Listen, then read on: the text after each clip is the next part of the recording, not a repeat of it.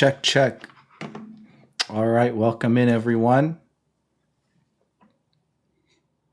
Go ahead and tap the screen if you happen to be passing through. Go ahead and share out and repost the live to people you think might be interested. We'll see if we can get some conversations going.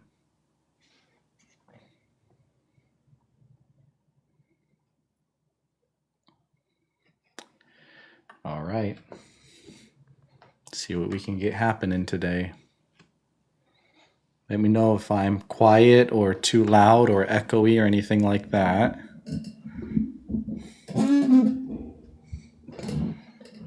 My mic has been pretty good lately.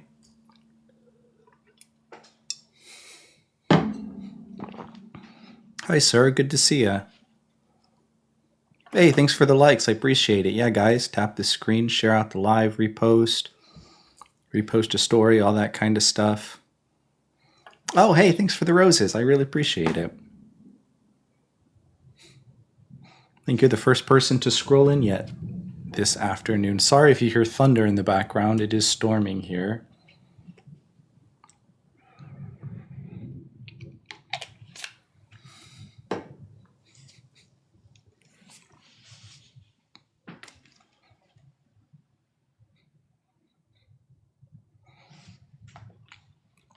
Yep, just hanging around.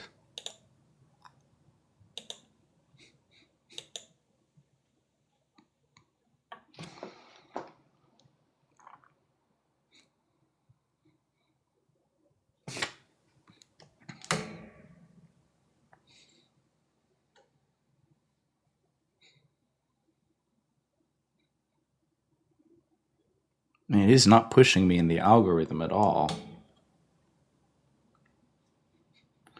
Doesn't seem like it's been that long since I streamed. I should be able to get in the algo a little bit.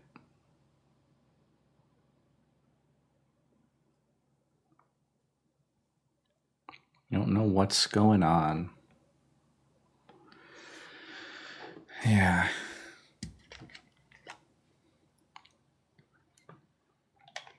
I don't think I've gotten any serious restrictions lately, so it shouldn't be that. Because I could try to stream on a backup account and see how it goes. Anyway, tap the screen, share out the live, repost. See if we can get some people in here to have some conversations.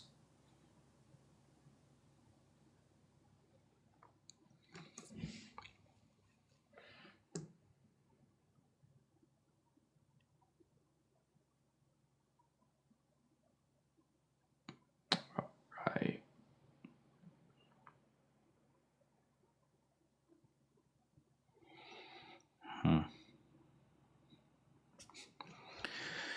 The restart worked the last time I went live. What was that, on a Monday I went live? The restart worked really well then. Maybe I could try to do a restart in about, my goodness, it's only been 3 minutes. We'll see. We can do a restart if nobody shows up.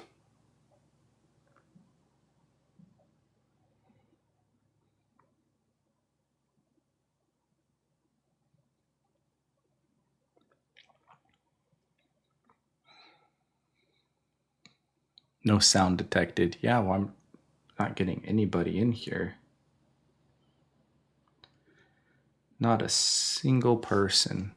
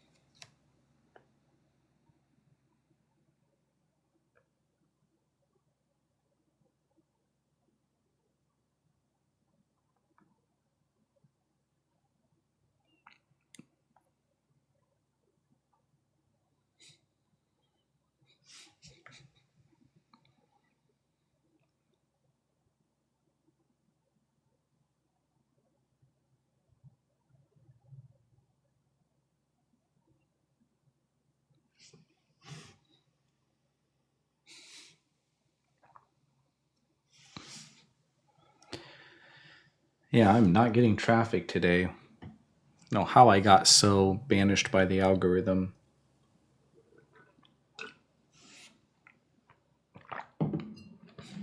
This is ridiculous. I've only had 9 people scroll in. That's crazy.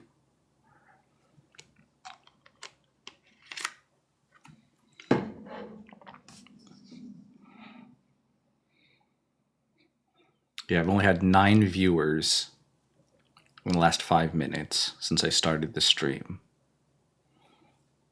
Really?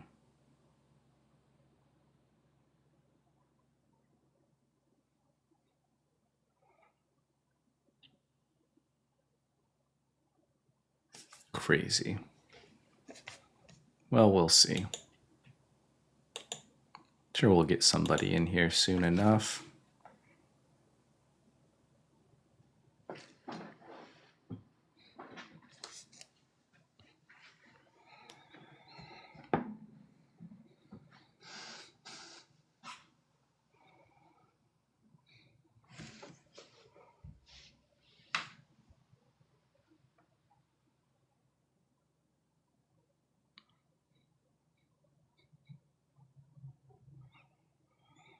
There's like literally nobody coming in here.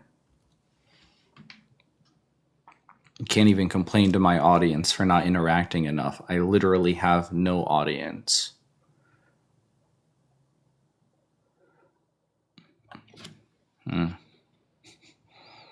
Ellie says, then why is everyone else's God real if not ours?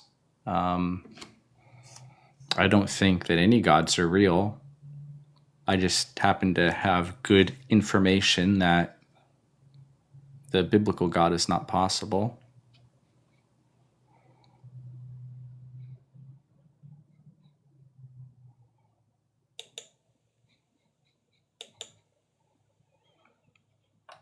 Hey, thanks for tapping the screen anyhow.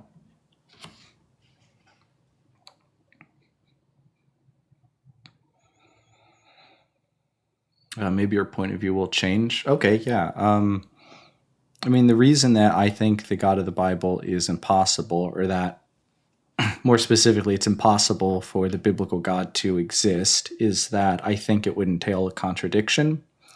So, by the biblical God, I think that that means that the God that is described in the Bible, my understanding from the Bible is that the entire universe, the physical space that we inhabit, is created by this God.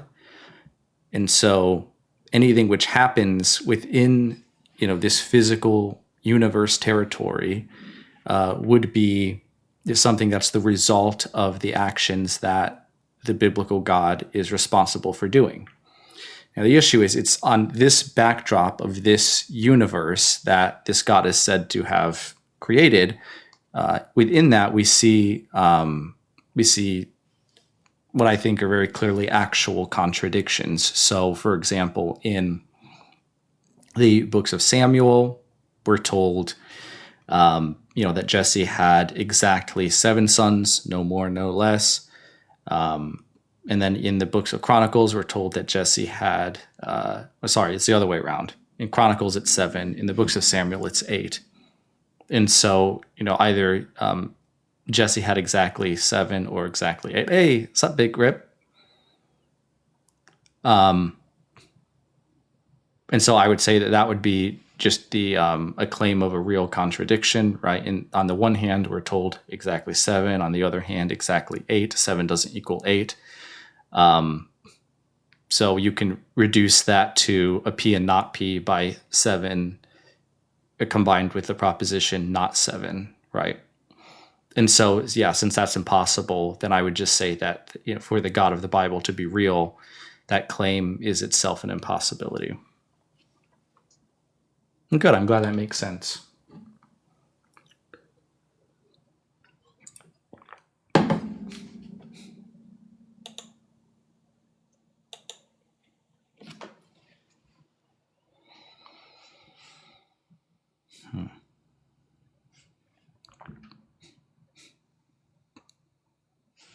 Yeah, man, this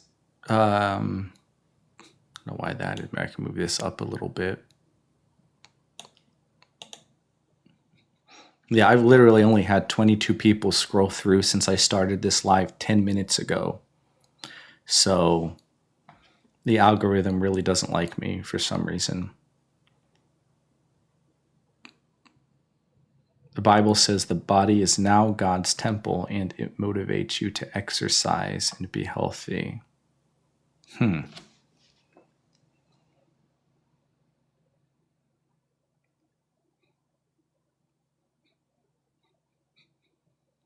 I don't remember if that ever actually functioned as a motivation for me when I was religious. I do remember hearing that. User 6709130991375 says, how is it not possible? Because it entails a contradiction.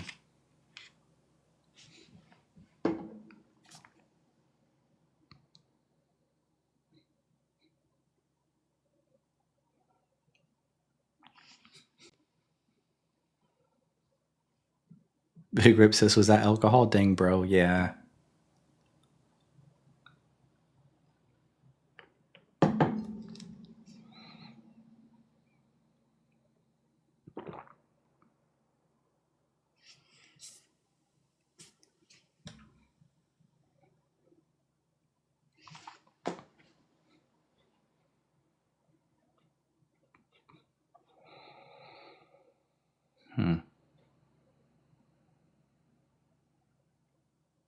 Ellie asks, how does alcohol make another feel? Depends on how much you drink.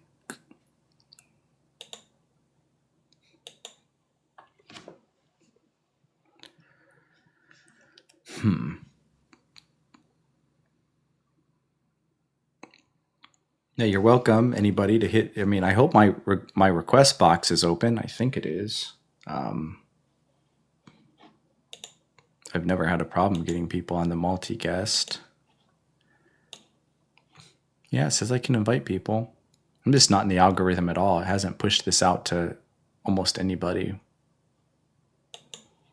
Thanks for tapping the screen.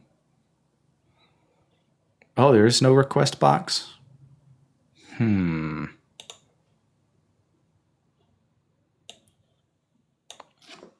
That could be a problem. Let me see what I can do about that.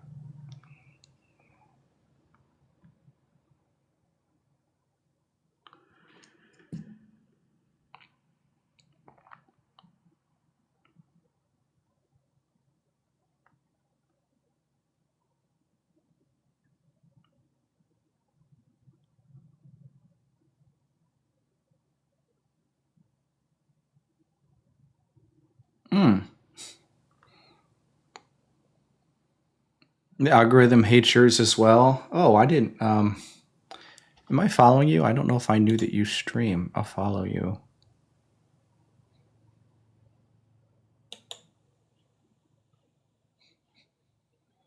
Maybe I can help out a little bit that way if I happen to see a live.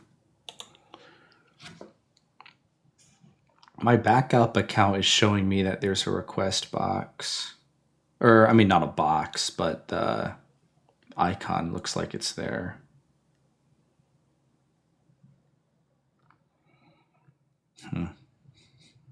Oh, thanks for the follow, Ellie.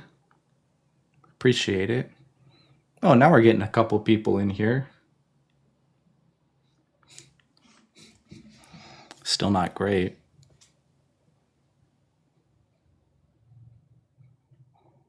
Oh, hey, good to see you, Rav.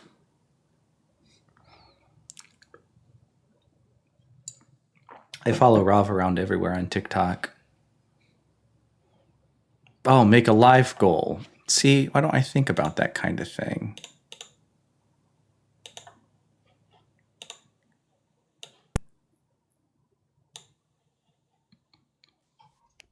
Hey, what up, man? Hey, not too much. How you doing? Good, buddy. Did I hear you say you used to believe like in the Bible, but now you don't or something? Yeah. My family was religious, so I kind of grew That up was with a it. Christian in the Bible, and you heard all the stories when you were young and stuff. Yeah, that's right. Thanks for the heart, me, Rav. So what happens, bro, is when you're a young person and with a good family that teaches you Christian values and you know the stories in the Bible and all that, that makes you basically fully accountable, dude, and in God's eyes. And what's going to happen, dude, is you're actually one of the people that is going to be judged by God at the end based on your actions because you were raised well and you were taught from a young age and all of you're fully accountable for all your actions because of how you were raised. And if you weren't raised like that, if you were raised some other way, you wouldn't be held accountable in the end because it's just not biblically what it says. But unfortunately for you, dude, for you, it's not a game anymore, bro. Yeah, Like I'm toast. life has consequences, dude, like eternity. Like if you reject God, you will, not everyone will be, but you will be held accountable, dude. If you reject God in the end, you're not going to spend eternity in heaven, dude. You're going to spend eternity away from God. Well, I'd like to spend eternity in heaven, but I don't think I have any good reasons to think that God or heaven exists. Okay. You know? Well, unfortunately, it's 2026, dude, and there's like computers and AI and people are not, it's not the 80s and the 90s, dude, where people couldn't cross reference and everything. So basically, the only people that don't understand that the Bible is the correct way are the blind. You would have to be blind to not realize that the stories in the Bible are historically accurate. It is Jesus is the truth and the light and the way, and in order to have a relationship with God, which anybody who says there's no God would have to be denying the reality of the earth, dude. Like there's an intelligent design behind the earth. I don't understand why. Like, I mean, what's the motivation for believing that a God exists at all? Like, I don't understand what that. You don't have to be motivated to believe anything, dude. And your belief is actually inconsequential. You can believe not, but that doesn't change the fact that what is, dude. So that's what I'm trying to explain to you. What you need to do is focus on what is, and what is the Bible. And the facts are you are one of the few people that actually will be held accountable, dude. There's billions of people that have been born in this world that will not be judged at the end. But yeah, I get that. I get are what one you're of those saying. few people. Yeah, but you're one of those few people. So it's very important, dude, that you catch on to what's going on because you're going to be held accountable, dude. Right. Well, if in 2020. Mm-hmm. I'm just. Well, I mean, I just want to say, like, I mean, if there's a good reason to think that a God exists, I'll believe.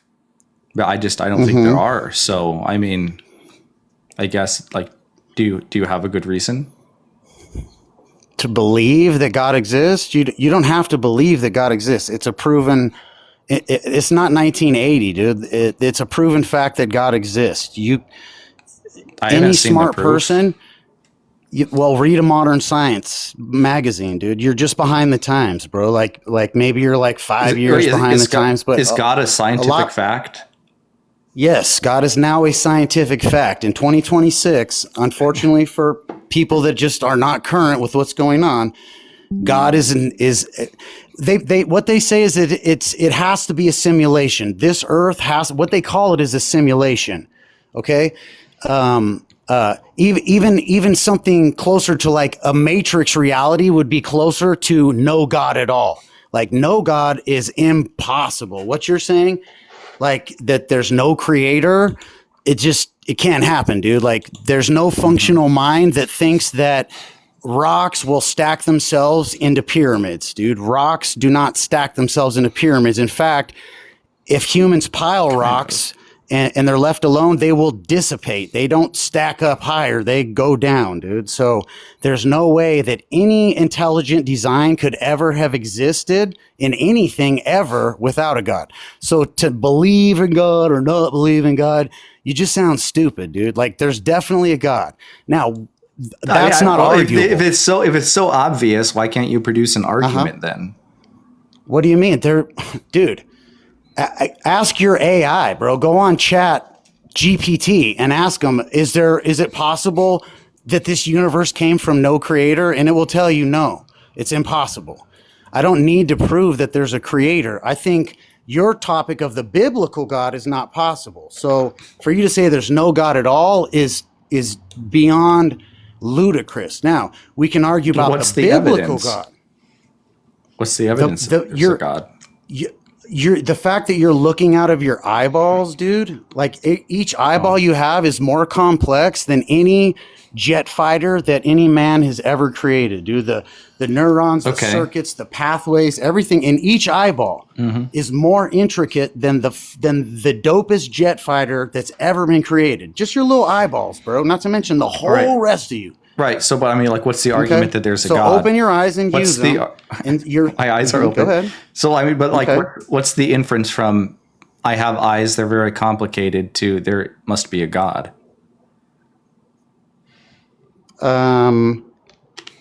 Okay.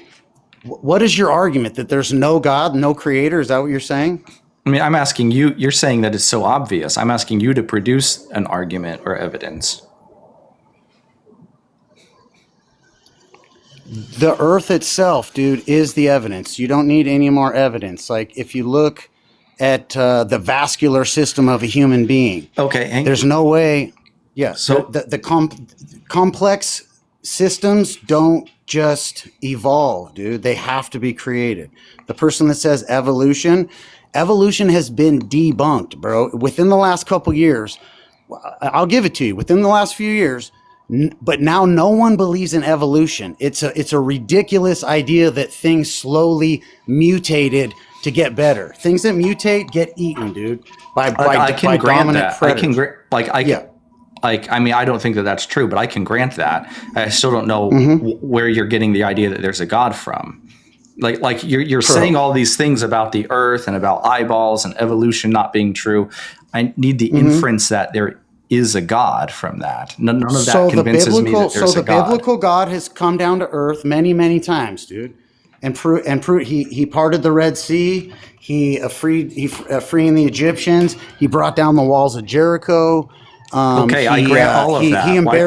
He embarrassed the king of Babylon with the pillar of fire against his gods. So our God has proved himself many, many, many, many times. Right. Where's the evidence for me? Where's my evidence? Where's your evidence of what? Of God. Because again, like you're just making more claims about things that happen on Earth. So, okay. So not everyone has yet experienced what it takes to understand that there is a God. But what I'm going to tell you is you will. You will have an experience. It hasn't happened yet, okay? Or else you'd have a testimony. You just don't have a testimony yet, but you will. And I'm excited for you, dude, because God is going to shock you, bro. Something's going to happen, and honestly, when you're a pessimist like you, it's usually something really bad that happens. I'm not a pessimist. It's usually what's going to happen is something really horrible that will convince you that there is a God, dude. Unfortunately, if you had a better attitude, it would be something great. But being ungrateful, God generally goes the opposite direction. And what he does is he will destroy you, dude. He will destroy something you love, someone you love. He will find a way to break you down to nothing to show himself to you. So you don't have to worry about being proven to God. It just takes time. You're still young, bro. So it's going to happen. It's going to happen. Like, am I to infer from this that you don't have an argument that there's a God? You're just hoping I'll be convinced someday? Yeah, everyone gets convinced sooner or later, bro. It will happen for you, dude. And I'm super happy for you, buddy. Oh, well, thank you. Cool. Is there anything else you wanted to talk about? Nope. My best friend came over. We're about to work out, drink some Red Bull, get high on some THC diamonds, listen to some Bible. Oh, that sounds like fun. blues, some Bible blues AI that's coming out right now. It's pretty dope, dude. It's pretty dope. Oh, dude, have a good night. All right. All right, buddy. Later. See ya.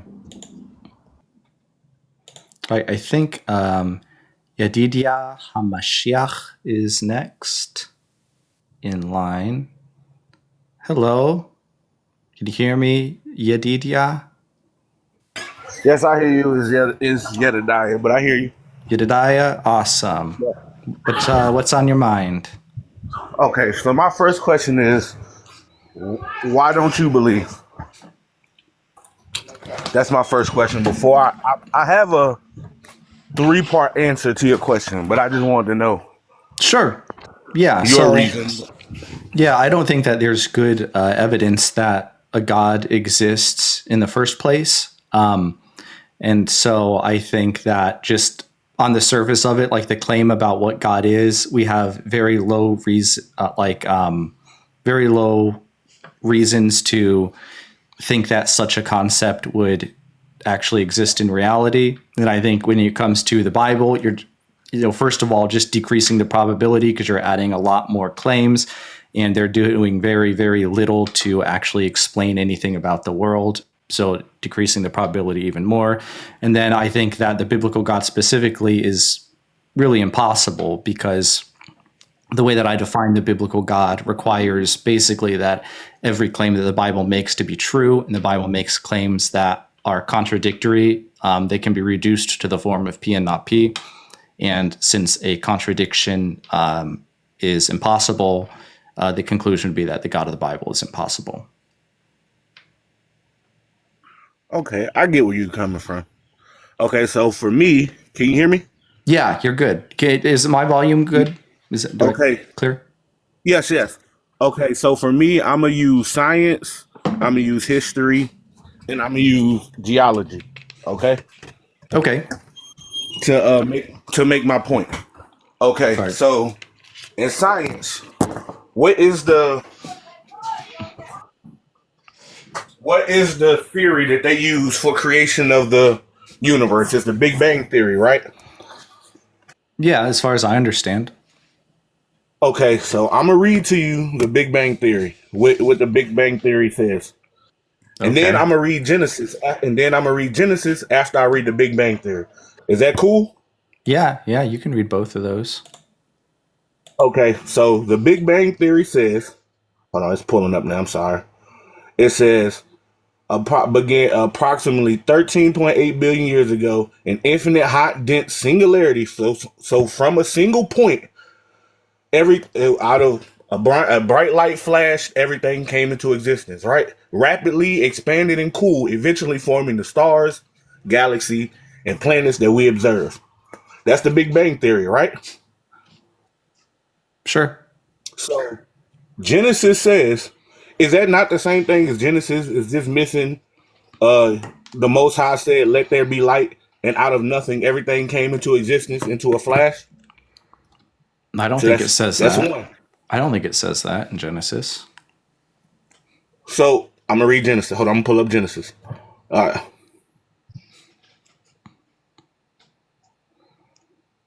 Genesis creation story.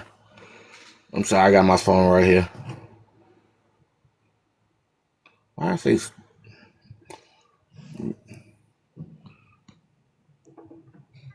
So it begins when the Most High speaks the cosmos in existence. So the first day,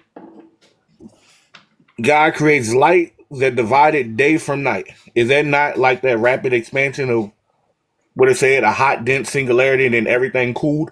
No, that whatever light you're talking about at the earlier part of the rapid expansion isn't going to be the sun or day and night on Earth. I mean, by the time you get to by the time you get to let there be light, you already have Earth. Okay. Yeah, I mean, light there very obviously refers to daylight. So the light. So what is the light that they're saying in the Big Bang theory? A hot, dense singularity. I have no idea. I'm not a scientist. All I know is that's okay, so clearly not what's going on in Genesis. They're too clearly talking about totally different things. But when they're talking about let there be light, that's creation of everything, not just the world, not just Earth, the creation No, of everything. no, let there be light is after you already have the earth. It says just before that the earth was without form and void. I It says, know. I'm talking about when on day one, when he creates everything, when everything came into the expanse, not after the Earth, when everything came into the expanse. What was it? Was there not let there be light when everything came into the expanse? Before everything was created, the first thing he said, let there be light. yeah, let there be light refers to daylight. But in this instance, when he says it, he's talking about the creation of the universe. Because it's day one. It's day So one. so in Genesis 1:3, it says, and then God said, let there be light, and there was light. Okay. Now we know he's referring to daylight because in verse 4 it says, God saw the light that it was good. He divided the light from the darkness. And in verse 5 it says, God called the light day. So So what that's was daylight. He created a period of light that was what day, is separate from the period of darkness that's night. This has nothing to do with the Big Bang. You have to have earth already. And if we go to just before he says, let there be light, it says, the earth was without form and void, and darkness was on the face of the deep. The Spirit of God was hovering over the face of the waters. So we already have water on earth at this time, and the light is very clearly daylight. This is giving you a perspective on the perceptual flat plane of earth, what's going on, right? He says, let there be light, and then there's a period of light. He separates it from the period of dark. He calls one day. He calls the other one night. This has nothing to do with the Big Bang. The and earth then is already here. I'm going to read the Big Bang theory because it's not a fact, it's a theory. As a singularity, right? That means from one point, everything came into all out of one point, a light flash, because it's a hot, dense singularity, right? When something's hot, is what color is it? Is it normally bright? When something flashes, is it bright? No, no, no. I said when it's hot, a hot, dense singularity. When something is hot, is it bright? I mean, I don't know anything about singularities in particular. I can grant you that it was bright if that's, do you think that's going to help your argument? But I don't see how that's going to scale to what we have in Genesis. Okay, so if the theory that we use, that's the theory that we're using, is nothing but Genesis, but on a bigger scale. That's what I was trying to get to. Is nothing but Genesis, but on a bigger scale. I don't know what If that, what you do you mean? Nothing but Okay, so Genesis. when you say Genesis, right? Like we just said, we're talking about the earth. Are we not? Yes. So if you use that same thing, but instead of saying it was more than just the earth, it was the entire universe, right? It's literally the same thing as the biblical story of how the earth was formed is the theory that we subscribe to as how the universe is created. Because it involves light. Because it involved how the light happened, right? How the light happened, where the light came from, and how the story goes. Out of nothingness, a single point in a flash, everything was created. That's what it says. That's what a singularity is. A singularity is one point, a single point in a flash of light. Everything came into existence. The only difference from that in Genesis is Genesis only has to do with the earth, and the Big Bang Theory has to do with the entire universe and is missing the words God said, let there be light. That is the only difference. That just sounds completely different to me. This sounds entirely different. Why would I Okay, think there so was? Why would I think there was? I mean, look, like in the I'm not. ones. So like you're saying, okay, you have a flash of light when the rapid expansion, acceleration, whatever of the universe. Like, fine. Uh-huh. I don't know anything about that. I'm perfectly happy to grant it for the sake of our discussion. Okay. But when I look at what's going on in Genesis 1, very clearly, You have earth, you have water, you have, it's not been formed, it doesn't have any particular functional shape to it, right? And then Yes. God's spirit is hovering over the world and he says, let there be light, and light exists. And he's talking about creating daylight. So it's not even that when he creates this planet or this solar system or something, there's like this flash of light that would somehow be mimicking what you're saying is going on in the Big Bang. No, It's a I'm not totally saying. Okay. What I'm saying is by him saying, let there be light, I'm saying is when he says, let there be light, light and everything came into existence. From the Big Bang Theory, when the singularity happens and the flash happens, light and everything came into existence. That's what I'm saying. I'm not saying, oh, because he said light and day. No, I'm saying if you read Genesis, Genesis says, he says, let there be light, and everything came into existence how many after that? No, the Earth Big was Bang- already there. Earth was already No, there.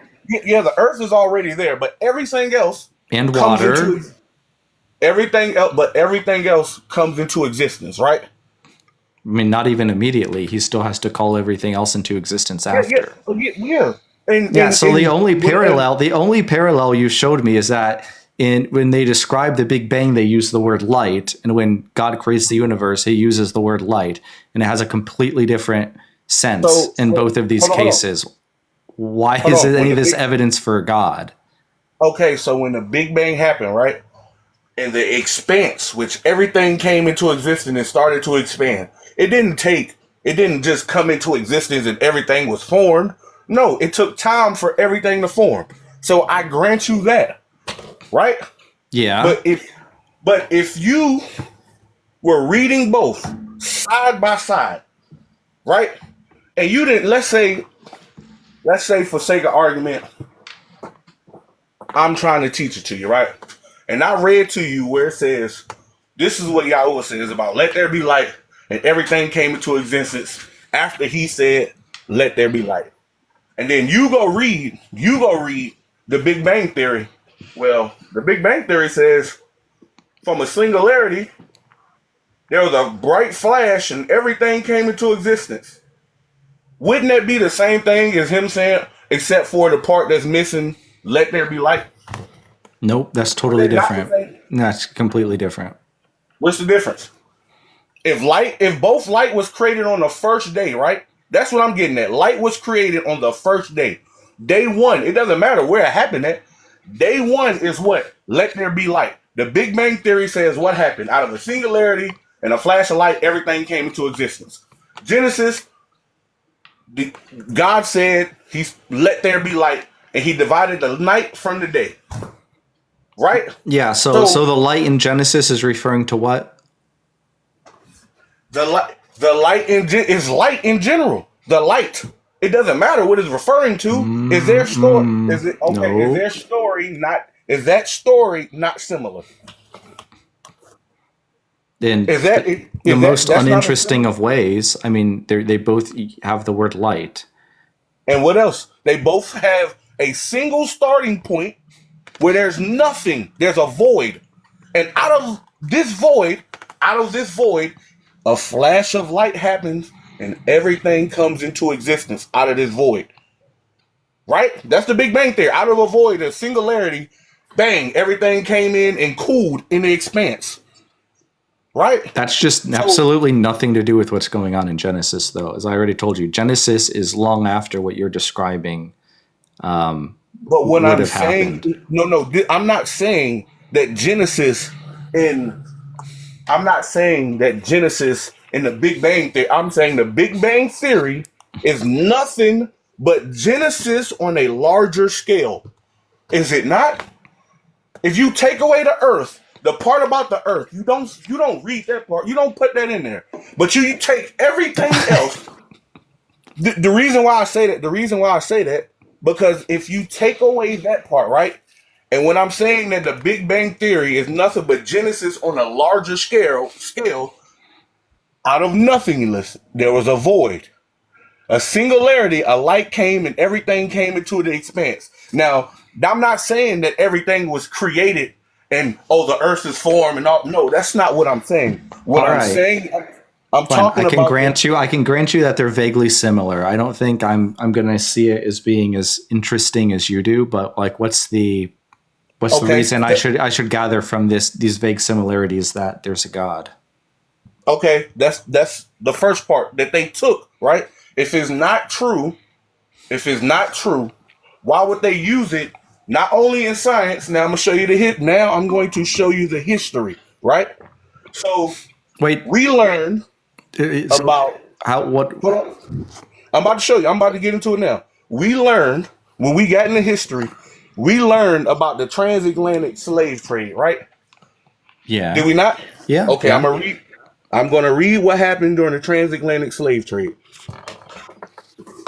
What happened during the transatlantic slave trade? I'm gonna read it to you. All right, read me what happened. Okay, so come on up so I can read it all. Black people were bought, sold. Their families were split. They lost their religion. They lost everything. Did they not? Right? Did they not? Sure. Okay, so now I'm gonna go to the Bible. The curses of Deuteronomy. The curses of Deuteronomy.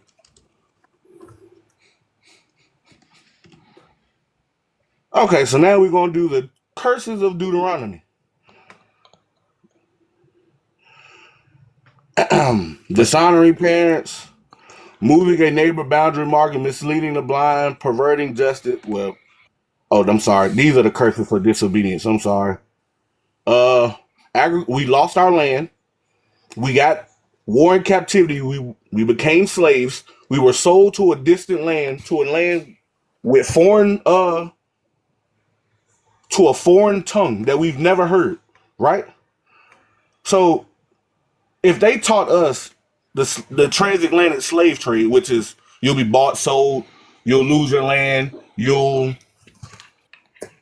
you'll lose your family, you'll lose your name, your identity, right?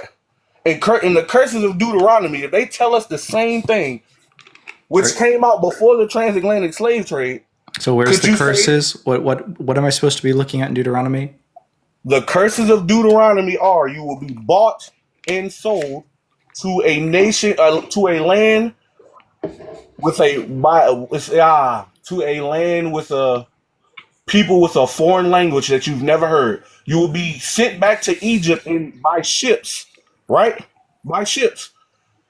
You will be treated as cattle. You will wear a yoke of iron around your neck. Is that not does that not describe the transatlantic slave trade? It sounds like it describes enslavement in Egypt. No. See, this is after Egypt. Because it said you will be sent to Egypt again. Not you'll Where be is? in I mean, Egypt. what you still haven't given me the passage that you're reading. How am I even supposed to engage with this? Okay. The Deuteronomy that talks about going to Egypt again in ships this time. I'm about to give you the verse. Deuteronomy 28:68. And the Lord will bring you back in ships to Egypt,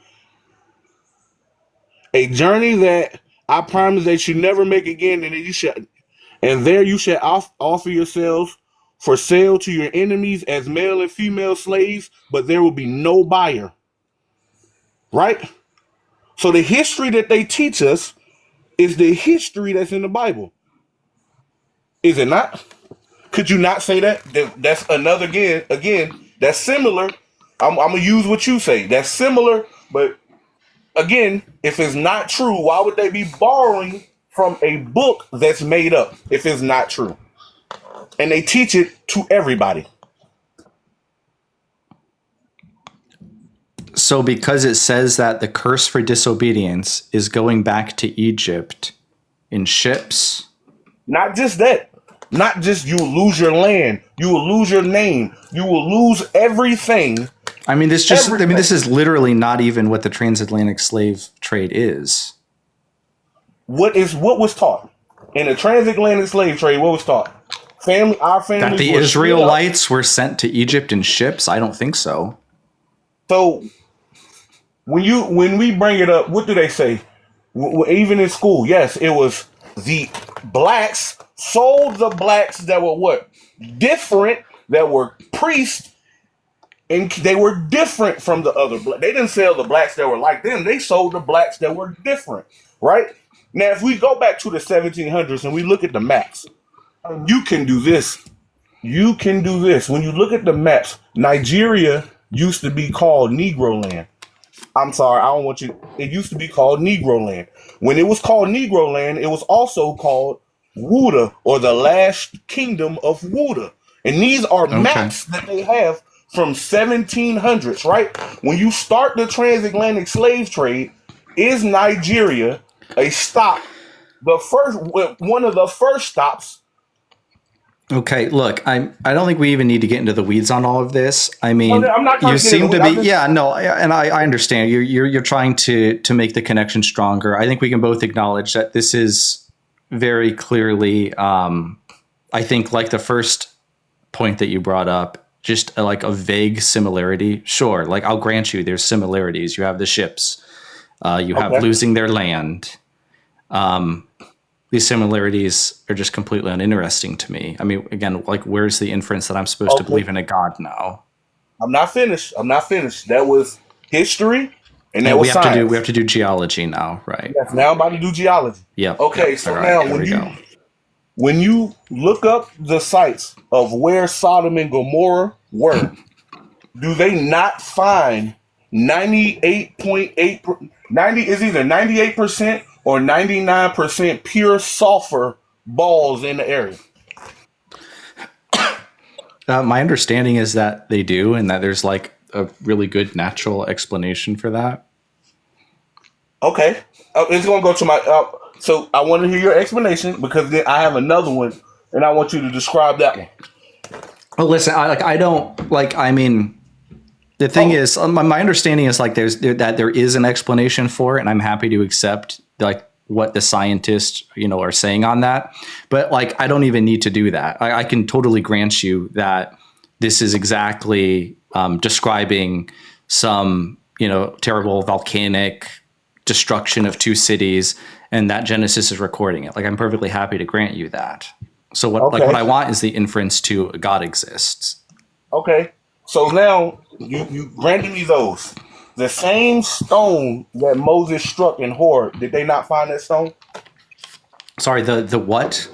The stone in Horeb that Moses struck, that water came out. Did they not find that stone recently? I'm not aware that they found that. Can you give me a source for that? Hold on, I'm about to pull it up. The stone of Horeb that Moses struck. The rock of Horeb, or the rock at Meribah, right? Yeah. They found the stone, right? And when they found the stone, and they did, because it is split almost all the way completely, but it's not split completely. When they ran tests of the inside of the stone, not the, and on the outside, they only found water coming from the part, water erosion coming from the part that was split. Now, tell me, if there's no water around, and the only story we have of this rock being struck, the only story we have of water coming is this rock being struck and water coming from the middle of it, from the split. And when they did erosion tests, they found water erosion on the split. Would they not sit there and show proof?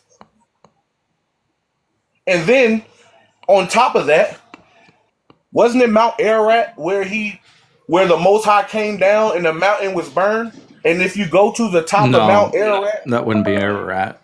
no, not Mount Ararat. What mount was it? I'm gonna let you know the mount. The mount where Yahuwah spoke to Moses. Sinai? Mount Sinai. Mount Sinai, right?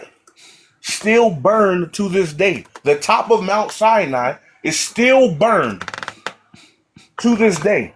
I mean, I don't, like, do you have good, like, sources of information on any of this? Because Yes, you can look at it. You can tell they did. when you look at it, and then when you read it, it will tell you the top of the mountain was burned by something. It's burned. It's still burned to this day. Where That's fine. and the only That's fine. okay, so the only book that we have that tells us that the Most High came down and burned the mountain. That's what the book said. The Most High came down, and when he came down, his fire burned the mountain. If there's evidence of burn on the same mountain that Moses was supposedly be at, wouldn't that be evidence? That's geological evidence. So how do we know this is the mountain? Mount Sinai. How do we? Is that not the mountain that they give us? Is that not the mountain? If we're going off science and what they tell us, is that not Mount Sinai? Is that not where Moses met with the Most High? Yeah, so like the issue with some of these things is, right, like you'll find an interesting landmark on some mountain that could conceivably be the one described in the biblical narrative, and then it's asserted that this is evidence that it's in fact the one, right? But like, you know, like, do we independently know that the stone that you're describing where there's like evidence of erosion, do we independently have reason to think that that's Horeb, or are we calling it Horeb because it conveniently has some feature, perhaps by total coincidence, right? So that's why like I want to see some, you know, like real published scholarship on this guy. I'm not really going to take your word. Okay, so you're saying that these scientists that was in the middle of the desert, right? Because when you read the whole analysis on the stone of Horeb, it tells you that scientists ran tests before they even put out the information, right? So are these tests published? Yes. How do you think I know? I read about it. How do you think I know about it? Now, just because I don't know. Well, I don't know about it. I mean, can you send me the some information where I can find these papers? I'm gonna follow you, and I'm gonna send you a message when I get off. I got you. Sure. All right. So my thing is, we're in the middle of a desert. Are we not? Right, well, I don't want to go down this particular road too much because, you know, I haven't obviously had a chance to see the evidence. Okay. I think you don't. Okay. I'm sorry. Let me you finish what you were saying. I'm about to get the article up for you. But I mean, I was just going to say, like, you gave me 3 different lines of evidence already between the Big Bang and the Sodom and Gomorrah stuff and the slave stuff. And I pretty much agreed, you know, that, like, fine, I can see the parallels. I think you sort of agreed with me that, yeah, the parallels aren't perfect. Like, is there any possibility that you could just work from that to the conclusion God exists? Or, like, do you actually need the Sinai Horeb stuff? Because, like, we might be able to just skip that part of the conversation for now, and then I can look at your resources later. Oh, yeah, you can. I was just using that as, like, because I said I was going to have 3, history, science, and geology. So I was just telling you where my geology came from. But we both know if this book was so wrong and this book wasn't true, right? Why would they be taken from the book that's not true? Why would we base our lives off of a book that's not true? Why would they teach us from a book that's not true? Because when I say that, I'm talking about the transatlantic slave trade and all of that. That's what I'm talking about. When they teach us that in school, right? When they teach us that in school, right? We don't sit there and pay it no mind. But once you learn it, and then you go read the Bible, which came out thousands of years before America was allegedly formed, if the Bible is giving me basically dang near word for word what they teach us in school. It's not something that they don't teach us. This is a curriculum that they have to teach us. But they're not teaching the Bible. No, I'm not talking about the Bible. Deuteronomy 28. I'm talking about the slavery part, the transatlantic slave part. I'm not talking about the whole Bible because I know they're not going to teach the whole Bible. But the transatlantic slaves part, when you read that and then you read the curses of Deuteronomy, they're dang near word for word the same story. It's a total, how do you, that's not word for word the same. My fault. So, what I mean by word for word the same, I mean by when it says you'll be taken to Egypt again in ships, what happened? We were taken what? In what? In Ships. ships. Okay. You don't think that's so a trivial detail that it has in common? You think, like, well, I mean, what do you think that this means? Okay, so if that's okay, so that part's in common, right? Yeah, the Egypt isn't in common. So the reason why I would say that's in common, when you look at America's symbolism, do we not have a lot of Egyptian symbolism in our culture? We have obelisks, we have the eagle, aka like if you look at Egyptian culture, if you look at it from back then, because America wasn't a nation back then. So we're looking at it from a lens like, oh, America isn't Egypt. No, we're looking at it from our perspective. If you have to look at it from their perspective, America isn't a nation, but they do have a lot of Egyptian symbolism in America. So if you are a prophet from back then and you seen the same, and I seen the same inscriptions on America as I see in Egypt back then, and I don't know that America is coming, but I do know these symbols symbolize Egypt. Could you say then that, hey, you'll be going back to Egypt again? Yeah, no, America's not anything like Egypt, I don't think. How's it not? So do we have obelisk? Do we have obelisk monuments? I lived in DC, I so mean, I we know. have. I know. Yeah, I mean, We? we don't have a lot of them. It's not like you walk around America Oh, and you please, think that's not what I said. obelisk I never said. monuments. I mean, look, I mean, Israelite culture had more in common with ancient Egyptian culture than America does, right? So saying that the Israelites are going to Egypt, I mean, if it's just to do with culture, the text should have said that Egypt was going to get sent to Israel, right? I mean, that's not saying anything. Of course, No, we have some borrowings from Egyptian culture. We have borrowings from classical culture, all kinds of things. That doesn't. Okay, so let me ask you this question: if let's say you can see into the future, right? But you can't see the name of this nation. You can only see the symbols of this nation, right? If the symbols look like, let's say they look like Russia or something. They were Russian symbols and they looked like it was when you wrote that down, would you not say it would be Russia? Because all the symbols that you see are Russian symbols? Because you don't know the name of this new nation because it's in the future. And you're just looking. You can only see. You can't interact. You can only see of the coming future, right? So if we are This isn't even prophetic. Nobody's seeing the future here. This is just when God saying what the punishments are going to be. Yeah. Yes, the curses of what will happen, and he tells you the Tanakh, the Torah, will be a witness because you're going to transgress after Moses died. That's why he put the curses there, because after Moses died, they're in the Torah, the Tanakh, aka the first witness of the the Israelites rebelling against the Most High. So if you are a prophet from back then, right, and the Most High tells you, he's telling you, look, I'm gonna show you this, all these things to come, right? He doesn't tell you the name. He just tells you, I'm gonna show you what are the things to come. If they act good and they follow me, these are the Okay. blessings. But when they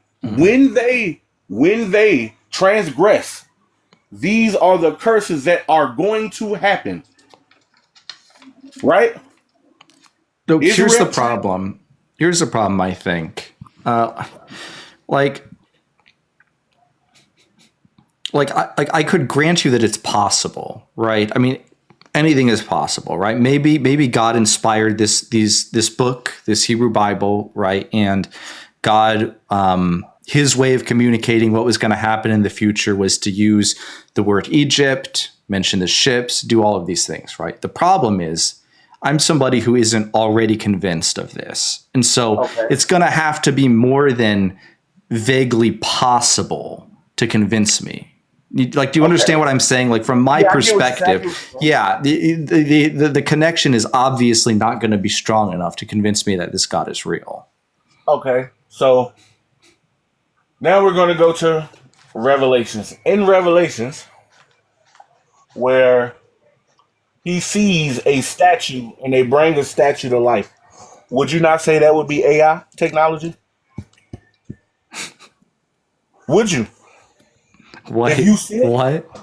would you? When they say he saw a statue and they gave life to the statue, and the statue commanded all to, with an idol, commanded all to bear the mark, right? When you think about that, right? Do you not think what is what is a statue? A statue is non-movable, right?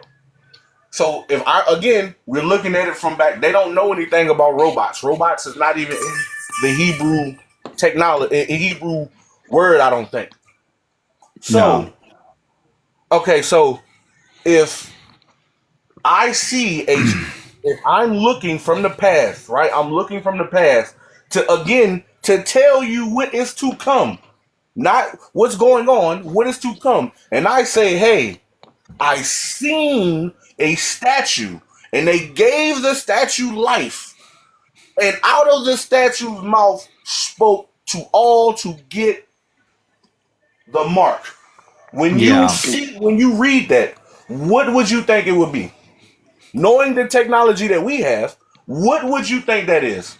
Yes, like obviously I can see the comparison to animatronics and that sort of thing, right? But I mean, it's entirely conceivable that somebody could come up with that idea. I mean, a statue, after all, takes the form of things that regularly do move. For someone to imagine a statue having like autonomy is like incredibly explicable. Okay, so if they don't know the name, they don't. Robot isn't invented, so the only name they can use is statue or idol. Like you said, that's what you would come up with, right? Yeah, I don't know why I should think that there's a God because they imagined statues moving and talking, and it happens that we can do that today. People imagine a lot of things in the past that we come around to.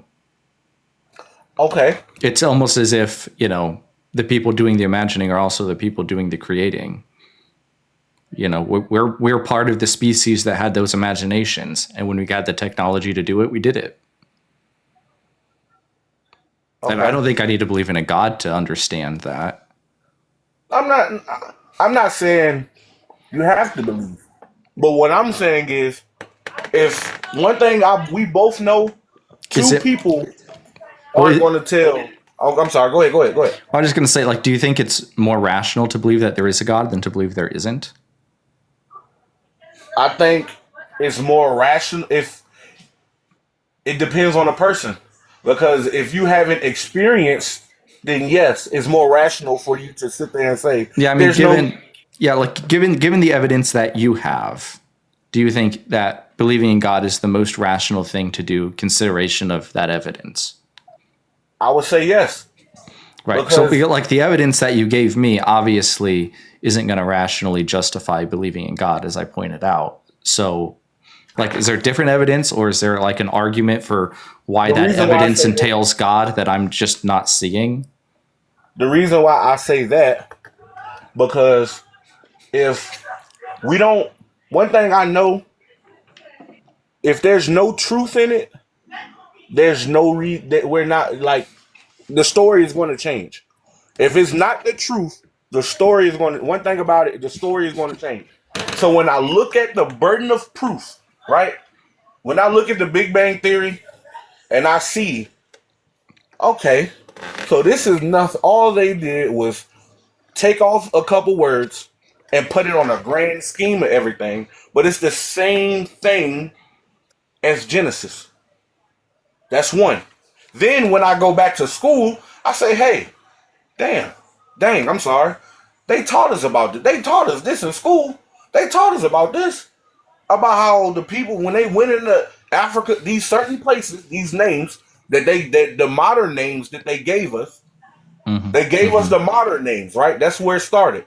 So I went and I read Deuteronomy and I started to look at the maps, and when the maps start calling these places the last kingdom of Wuda or Negro land and all of this, and the story started to line up, I said, why would they teach us this if it didn't happen or it's not true?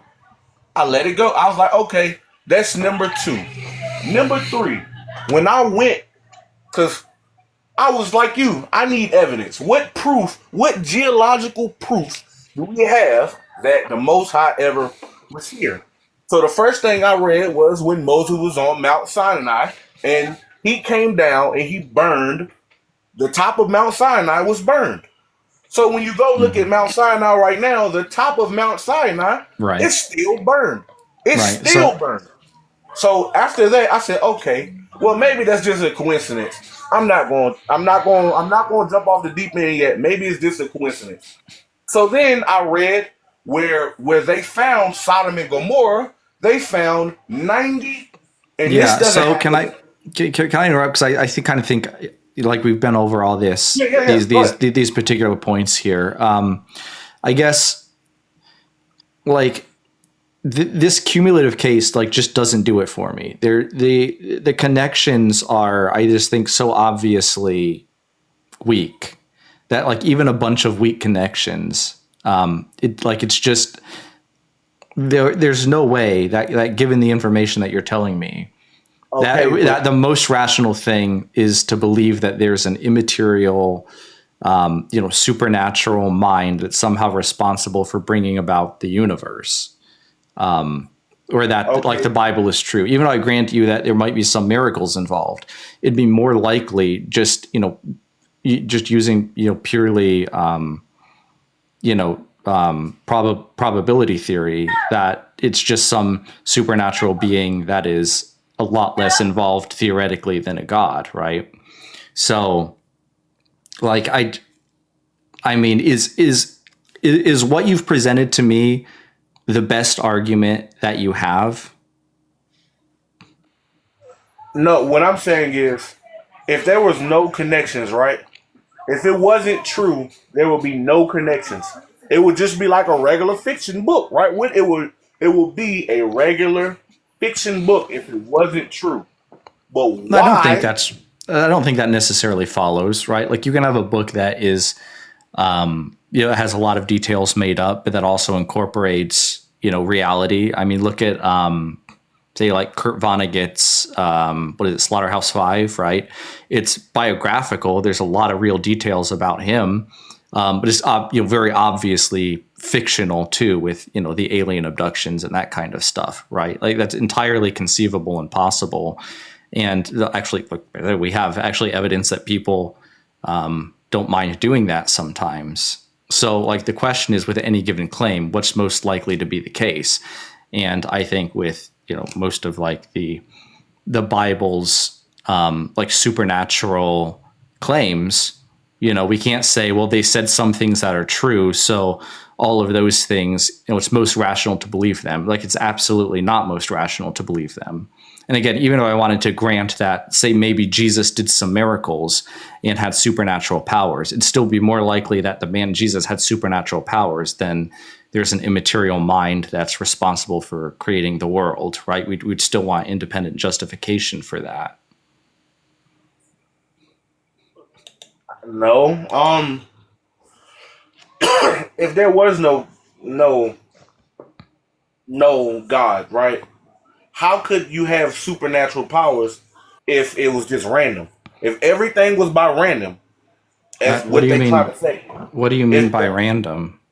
Evolution and things happen by random. Evolution is random? Yes, it's a random genetic defect that takes place.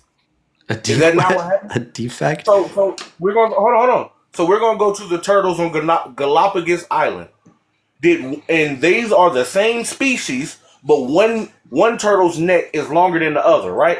Why? Because they genetically had a defect. My food is up here. Your food is down here. So I'm going to grow a longer neck. That's a genetic defect. Yeah. It's a genetic difference. Like yes, but when I say defect, I'm not saying it in a bad way because that's how. Yeah. No. I'm not saying. You're just saying it's a variation from what is genetically normal in the species up to that point. Yes, and then that's what I'm saying. Yeah. Okay. So then you have a success. You have some difference in this particular in the genes. This affects the phenotypes in some way that happens to be advantageous. Whatever, right? It happens, but I mean that's not random though. That has to do very specifically with what happens to be effective in a specific environment. It's a very meticulous process of elimination that can give very precise, functional, behaviors and physical patterns in organisms. And then this is my last point, and this has to do with evolution, right? When we go back, and if we all allegedly come from the 5 great apes, as they say, right? Are chimps genetically stronger than us? Chimps and chimpanzees are they genetically stronger than us? Well, look, I don't really. I mean, I think those creatures are a lot physically stronger than humans, but that's sort of beside the point because this has nothing to do with evolution. Just hear me out. Just hear me out for a second, right? Just hear me out. All so right, if their genetics, because majority of the time evolution favors what? The genetically dominant, right? So if all the other great apes are more, the only thing that we have over the great apes is consciousness and our brain. There's nothing that a human does that will outdo the other 4 great apes. There's nothing that man possesses besides consciousness that outdoes the other 4 great apes, right? Making tools? That's consciousness. That has to do with your mind. Okay. Outside of that, we're not genetically stronger. We're not faster. We cannot adapt to a jungle environment faster. We cannot sit there. I cannot, as a grown man, take on a lion as a gorilla. Right. Got it. So what? Okay. What's the conclusion? So don't you think if evolution happened, that gorillas and the other 4 great apes, they should be further ahead along than we are? Than us just having only the mental? We only have the mental over them. There's nothing else that man has over the other 4 great apes. And if we use evolution, then man should have went extinct a long time ago because we were not. Well, the reason why I say that, the reason why I say that, I'm talking straight off natural. If we go back in time and you set a gorilla in the jungle and you set just one man in the jungle, right? But that's not something that ever happened. So why would that be relevant? It did happen. What did we not all? So someone said a single gorilla against a single person. I'm not saying they said. Yeah, but that changes things majorly. But I don't even want to get into this. One, I'm not particularly opinionated on evolutionary theories and their various varieties in the first place, and I don't think that this consideration is going to have anything to do with whether or not God exists. Right. So I could just grant you that evolution is completely false. I still have no good reason to think that there's a God. And I thought this had something to do with how there could be spirits or something. You can obviously have supernatural entities on a worldview where there isn't a God. No, the reason why I say it has to be a God, because somewhere along the line, our DNA was tampered with. Even scientists tell you there's locked DNA that they call junk DNA that they do not know where it came from. That's why there's some people born with a Reese's monkey factor and it's RH factor, and there's some people that don't have it. How can there be a mystery? This is a mystery link in the DNA that they don't know where it came from. This DNA that they consider junk DNA, they don't know where it came from. There's no other species on here that in the world that has it, but man and woman. So you can't you Yeah, that's fine. I that's mean, divine. So you can't say that's not divine intervention. well, If we were again, made I haven't, like, again, this is going to be one of those things okay, where you're going to have to show me like the actual, okay, I'm about to read. scientific, and like you can send me those. But I just think that going over it right now on this live stream is just going to be completely irrelevant. Like I said, I don't see why God is the best explanation for that. What else could it be? If there's a all right, I got an extra question, and this is just it's still on topic, but it's just a if your son right was drawing something and he took it to school, but you helped him draw it, right? You helped you helped him draw this picture, and the teacher sees she knows that this part is not supposed to be there because he's not at that level yet, right? And the teacher says, "Hey, I need you to recreate this," right? And he can't recreate it. And that teacher says, "Which parent helped you? Which parent done it for you?" Is that Right. wrong for the teacher to say that? Because it doesn't fit. Somebody had it doesn't fit. Yeah. It The evidence suggests that, but that just seems completely okay, so disanalogous to DNA that presume that supposedly on what the information you're working with. You're saying that they're saying that we can't explain where this particular DNA comes from. Fine. This is saying that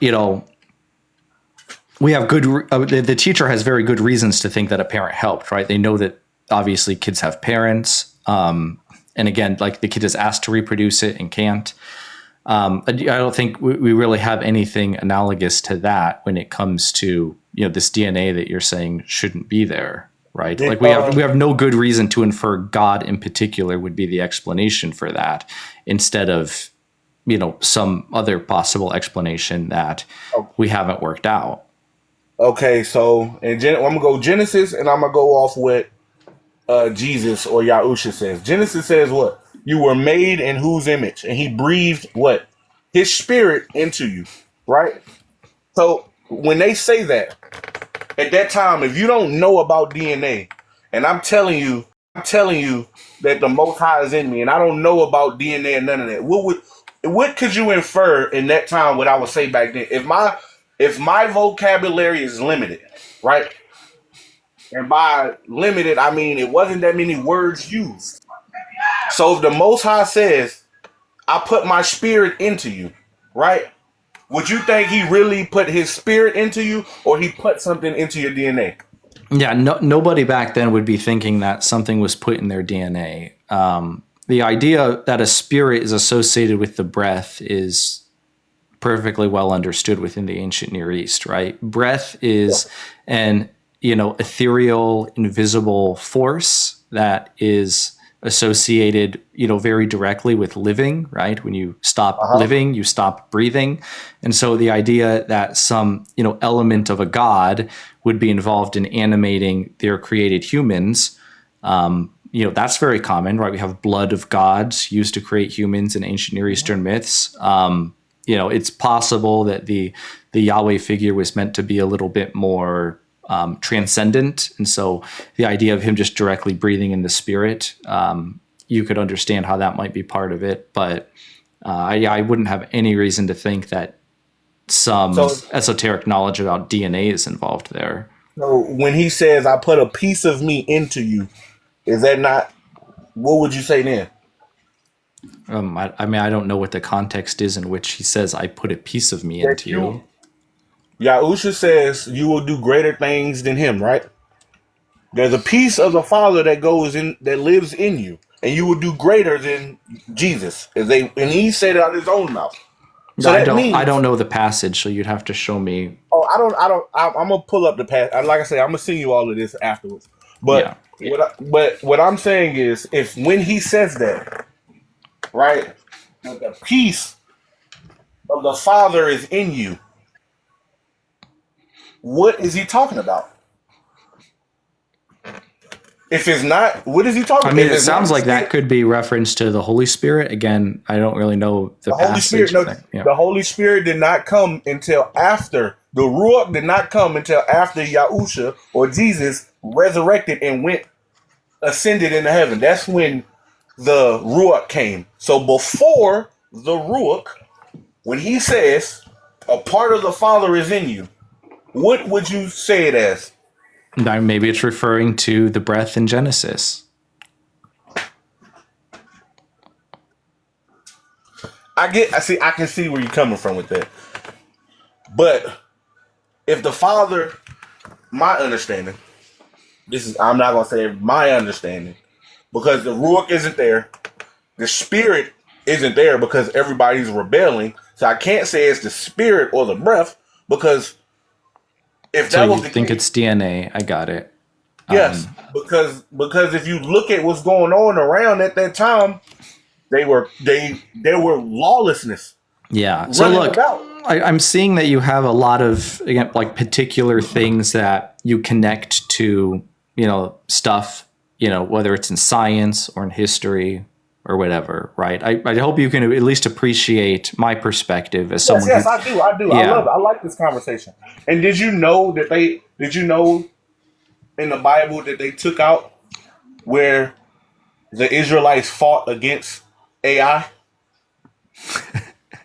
You think I'm AI, lying? Look, you're laughing. Look, I'm gonna read it to you. I'm you gonna read think it to you. artificial intelligence I'm gonna read it. No, was, no, I'm gonna read it to you. Hold on. wait, so that I explains don't Revelation then. They already had AI. I don't know, but I do know that there was a city. That's what Oh, I'm the city look. of I. No, AI. It's not AI. Hold on. I'm gonna pull it up. It's pronounced I, right? Oh my god. They didn't use the English language and alphabet, right? Yes. I'm pulling it up. I'm pulling up the scripture. It's called, yes. The town you're thinking of is is a Canaanite town called AI. The battles of AI. It's not called the battles of I. The battles of AI. It's literally pronounced I. Actually, in when the time that the Bible was written, it was pronounced glai with a very strong guttural sound. It's called it glaying. The battles of AI. The first battle the It's the Israelites Battle suffered of defeat. Halai. The Battle of Halai. That's how you say it, not AI. In When it's fact, the translated the into letter that would be the A in AI isn't even the Hebrew letter that etymologically would be the letter A in English. The aleph would be the precursor to the English A. The word I is actually spelled with a lying. That's a it's totally called different. it's It's the called I. location the location most scholars identify AI because it doesn't say I, It it says says AI I. It's as the I. archaeological site of Etel in the West Bank. In Hebrew, AI means the ruin. Mainstream archaeologists note that Etel was abandoned during the time of Exodus and conquest and are traditionally thought to have occurred, sparking ongoing debate about the narrative historical accuracy. But what we can say, it doesn't say it's high, it says AI. I'm not looking at It's it, I'm not lying. I can read it to you. I can read it right here. It says, if you look it up, it says AI. I get it that it's the letter A and the letter I, but that's just indicating in the English alphabet what the Hebrew says, and the Hebrew does not say AI. So okay, so we're going off translation from Hebrew to English, right? Yeah, that's what you're going off. I'm Okay, going. I'm, okay, I'm just looking right at the Hebrew. okay. So if that's the case, if it doesn't translate to AI, right? Right? If Yeah. it's wrong, if Hmm. it's if it's wrong, if it's if that is wrong, if it doesn't translate to AI, can when you ask about the names, how do the names translate if that is wrong, if that's translated wrong, right? If that's translated wrong, how can all the names that's in the Bible be translated right? Everything else is translated right. Everything else All is right. So translated evil. here's a AI referring to artificial intelligence is just an abbreviation, I obviously. know that. Right. Okay. Okay. So I, the city, is spelled with an A and an I. Yeah, it has that much in common, but that's it. It's not an abbreviation for anything. It has nothing to do Okay. with artificial intelligence. It's the name of Okay. a Hold on. city. Hold on. And Hold on. again, Okay. Hold on. Now, humor me, right? So it's mhm. called AI. It's called AI, right? The Most High, does he not speak in parables, or does he not speak in what's the names? It would be Parable, parables. Yeah, parables. it would be Yeah. parables. Hmm. Okay, so when he says the Israelites went into battle against AI, right? And then in Revelations, we're gonna go back to Revelations where it talks about, hey, a statue is gonna be brought to life that's gonna be able to speak and move and tell you to get the mark, right? When you think about it, is that not okay? It might not have literally been. I'm gonna go with you. It might not have literally been AI, but the abbreviations in the American language is AI. And at the end of the world, when everything happens, what happens? It will be an explosion of knowledge. The statues will come to life, and it will be a war, basically, of the Most High versus what? Technology, right? So if you can, and if it's already describing, and you said it could describe an AI, I see where you're getting at. It could be a robot, right? So if it already told you this is the story of the Most High already one time versus AI, right? And now we have another instance in the Bible at the end when everything ends. What happened? AI, which Yeah. is Look, I see the connections you're making, right? But obviously, that's not going to convince me that there's a God. I did look. If you can see all the connections and you still can sit there and say, hey, well maybe it might be just not even a little bit on the inside. Maybe he's right. Maybe. Then there's nothing more I can say. I've given everything that you I've given every type of thing that you can use or any type of situation from every type of way that the Most High moves in the book. Yeah. And if you still say, well, that's not enough proof, there's nothing more there's nothing It's more I not can proof give at you. all. In fact, like even if I granted you, which I already did grant you, Yes, you did, you did, you did. probably more than I should have. But I mean, the reality is, like, you never actually made an inference to God at any point, right? The reason You've said how could it happen without God? But I mean, that's just a question. That doesn't tell me why I should think it is God, right? There might be some way all of this happens without God that we don't know, right? But I mean, you already even admitted that some of these connections, you can totally see why someone who doesn't already believe isn't going to be compelled to believe just based on some similarities in words and things like that. But yeah, it just but seems with each of these evidences, though, it's so like unclear to me why believing in something like a God is going to be the best explanation for it, right? Because it just entails way more theoretical commitments, and it really doesn't do a whole lot of heavy lifting for explaining stuff. how does it not do the heavy lifting? If let's when we were talking about science, right? And Yeah, when we well, were we talking don't about really. There's not really anything that needs oh no needs no to no be no to be explained that a God is going to be helpful for doing, right? Like the explanations that I give are obviously simpler. even if the explanations I'm giving are like maybe not as likely as you would prefer them to be, they're like clearly more likely than positing a God. So you're saying that just by random chance, that all these strings connect by random chance, but it doesn't mean anything? No, not it's well. I mean, they're not connected by random chance. They're connected by minds that are seeking patterns. We're capable of doing that. We can come up with things, but when you take a step back and just look at the connections that you're making, again, you can see very clearly that. Well, maybe it's just a very big book with a lot of words that describes a lot of things, and if you seek to find certain types of connections in that, the chances you're going to are actually pretty high. In fact, it'd probably be probabilistically very strange if you couldn't find connections of the quality that you're finding. Okay. So, do you know who Warner von Braun is? No.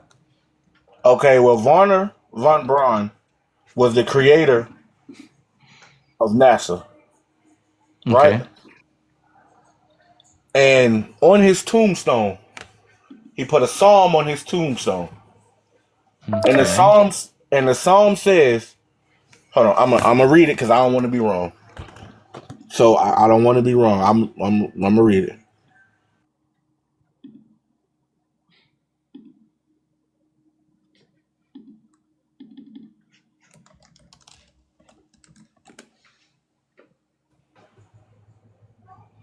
All right, it's Psalms 19:1, right? That's what's on his tombstone. The founder of NASA, this is what his tombstone says. The heavens declare the glory of the Most High, and the firmament showeth his handiwork. Do you not think that would be a deathbed confession? I don't think so. I mean, it could be. Even if it was, I don't know why that would mean I should think that there's a God. Lots of people who are in the scientists believe in gods. But why would he say the heavens declare the glory of God, and the firmament showeth his handiwork? Probably because he did work in space and he saw how cool it looks, and he felt like that psalm reflected that. You don't really think that the existence of a god's the best explanation for this guy having that engraved on his tombstone, right? It has to be. That Why would he has put it to there? be the best Oh, explanation. hold on. Because why would he put it there? I don't Yeah. know. There's obviously better explanations. Like It, he like thought it what? sounded pretty. So the creator of space exploration thinks it sound pretty that on I mean, well, his last it might even be that he's very convinced that a god exists. But unless I know what his reasons are, that's not going to be any kind of reason for me to believe. So would you say those are his last words? If that's on his tombstone? I mean, I'll say it's on his tombstone. Would those be considered his last words? If they're the last words he said, then you can say they're his last words. So if they're the last thing on his tombstone, that's the last part. Would you not say that this Psalms 19:1, it says Psalms 19, it doesn't say anything else. Psalms 19:1. What Yeah, would you what would you infer he was saying? I If don't. you went to your if you went to your dad's, God for most high, whatever forbid, right? If you went to somebody you knew tombstone, and on their tombstone, the last thing that they put was something random. Would you not say, dang, that was the last thing he was thinking about? That's funny, right? If Yeah, you okay, so if you have knowledge of space, of all the space in the world, why would you then turn around and say, hey, I know I said this in my lifetime, but read this. Psalms 19:1. Yeah, I don't know. Maybe, yeah, he thought that space was really cool, and he thought that that verse reflected just how awesome and majestic it is. And maybe he even became convinced that there was a God. Yeah. But like, I'm looking for arguments or, evidences that That's I should that's think not that there's a God. that's not evidence. If It's every evidence that some person, if he has a tombstone that doesn't say that versus having one that does, obviously the one that does is going to raise the likelihood that that particular individual believes in a God. But I don't know why that would raise the probability that there is a God to the extent that I should believe in one. I'm just saying, if all these other people, so-called scientists, so-called scholars, so-called people in geology and all of this, and I've given you proof that, hey, it might be a little bit more than what they're saying. I've given you proof that it might be a little bit more. You're using a loose definition of proof if you think that was proof. So you don't think? So is the Big Bang Theory and Genesis? No, With it's same, not. No. what is No. what is No. okay? So what was the first? Can you read Genesis 1:1 through 3? Didn't we do this No, already? we just read 3. We started at 3. We didn't read the first two parts. We started at 3. All right. Bereshith bara Elohim et hashamayim ve'et haaretz, והארץ הייתה תוהו ובוהו וחושך על פני תהום ורוח אלוהים מרחפת על פני המים. ויאמר אלוהים יהי אור ויהי אור. You want me to stop at verse 3? That's it. Yeah, that was it. So in the beginning, God created the heavens and the earth. The earth was without form and void. Darkness was on the face of the deep. The Spirit of God was hovering over the face of the waters. And then God said, let there be light. And what there happened? was light. What does that have to do with the Big Bang? And in the Big Bang Theory, what was it? It was a void, a dark void. There was nothing. The earth had water on it before the Big Bang?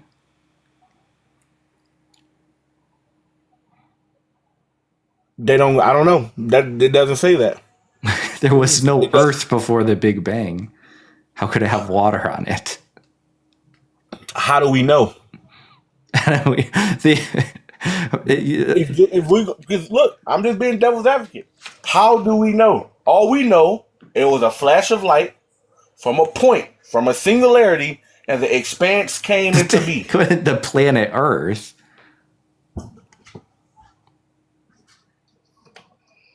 Okay. So you're saying because no, this is what I'm saying. I'm saying that everything that the Most High created everything in his days, but at once, right? And you're trying to say because the only thing that you can see in common is the light. No, what I'm saying is this is what I'm saying. In the beginning, it was what? Dark, and there was no light. There was nothing, was it? No. In the Big Bang Theory, it says there was darkness, there was nothing. Out of a singularity, which is a single point, in a flash.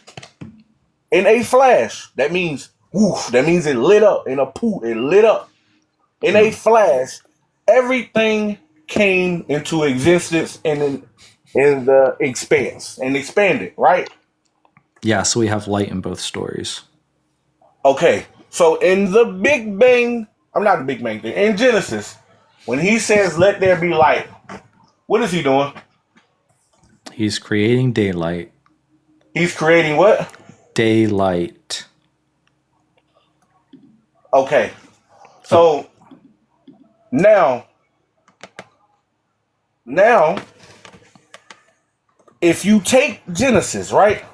Not just and you take the part of let there be light, just that part of the light part, and you apply that to a grander scale, So if let's say, we hey, rip it out of the context and then we put it into a context that isn't even described anywhere in the Bible, then we have a parallel. Is that what you're saying? is it not? If you Well, take it if you is. take the Why would I accept that methodology? what you mean? Why would you not? Why would You I don't think? reading a scripture out of its context? No, I'm not saying we're reading it out of context. What I'm saying is the theory is Genesis, but on a grander scale. If you take that first part of Genesis, where he seen the light and the light split everything and everything came into existence after that light, right? After that light, the heavens was created after that light, not the earth. We're not talking about the earth. We're talking about the heavens. The heavens was created after he said, "Let there be light," and he split it into night and day. Is that not true? Was did the heavens? Which Was the light? heavens?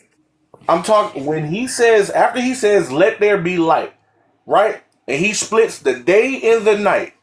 Are the heavens created after he says, "Let there be light"?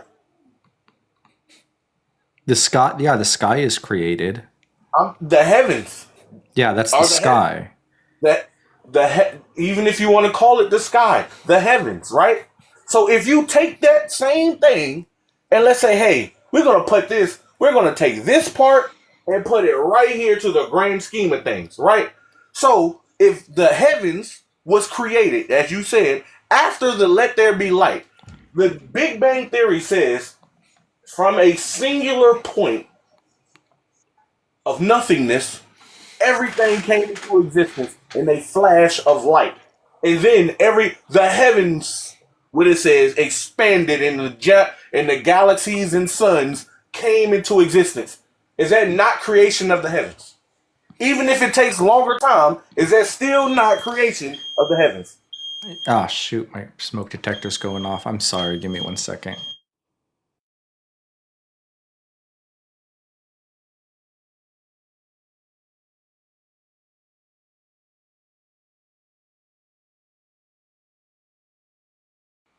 We read this. We read the. I'm gonna read it again since you don't want to believe me about the Big Bang Theory. Since you don't believe that.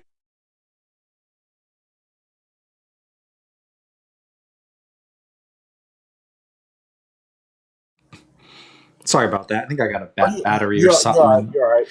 For F dot, I'm gonna read this for you because you don't believe what I'm saying about the Big Bang Theory, even though I read it. And Well, look, listen. Here's the thing. Like, I just don't see the connection between the passage in Genesis and what you're saying about the Big Bang Theory. Not lining up for me. There's, I mean, a lot of things we could go into as far as the heavens. The concept of the sky and the heavens, I think, was very clearly quite different in ancient Israel and in Genesis than what cosmologists are going to want to talk about.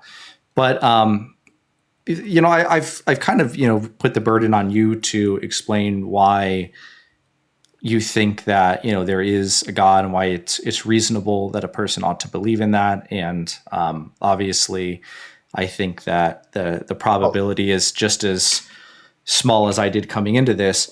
But I do think that we have really good reasons to not think that the God of the Bible exists, or that it's even possible that the God of the Bible exists. Because I mean, we just have like contradictions, right, in the Bible that I think you can reduce quite easily and trivially to a P and not P.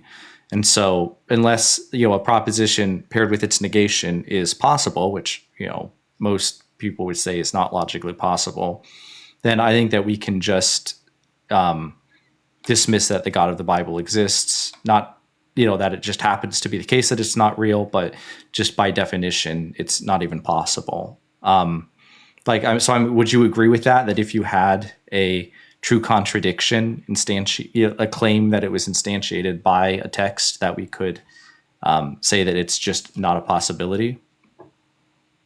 yes, if I had undeniable proof, then yes, I would say that. But we don't. All we have is speculation. All we have it because nobody can sit there and say they've actually passed on, came back, and they can tell us what happened. So Well, I don't nobody think we can. need that. I don't think we need that though, right? Because if we can just establish the contradiction, then we have everything we need to say that the God of the Bible isn't real. But then, in the same instance, the same way how I brought my things, you can also say, well, that shows proof right there.